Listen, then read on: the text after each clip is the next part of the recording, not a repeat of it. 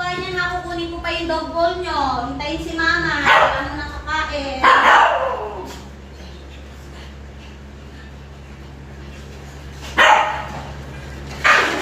O, huwag kayo magkuha.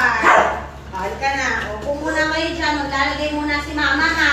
Bago kakain na. Very good yung mga babies ni mama eh. Cloud, stop yan. O, very good ha. Hindi talaga sila kumukuha kasi naghihintay sila. Lahat po sila marunong talaga makinig kay mama.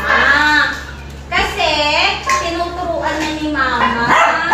Opo, para maging good listener. Dipis, hindi mo nakakain ha. Maglalagay muna si mama ng food sa dog bowl nyo. Kasi, magpe-pray muna tayo para makita nila na lahat talaga kayo masunurin. Nakikinig kay mama, diba? Kasi lahat po sila natuto na. Dahil tinuturuan po sila dito na sumunod kay mama, no? Very good yung mga babies na yan eh. Kung ano yung nakikita nila, yun na din yung ginagawa nila. Kaya lahat sila mababait na.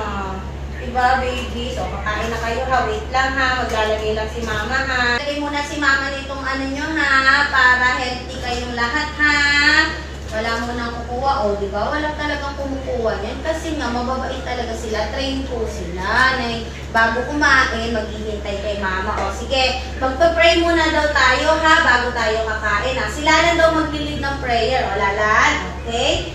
O, tingin na lahat kay mama para magpa-pray na tayo. Papa God, maraming salamat po sa blessing ng mga batuta. Maraming salamat po dahil hindi niyo po kami pinapabayaan. Maraming salamat po sa araw-araw na healthy po ang mga batuta na ito.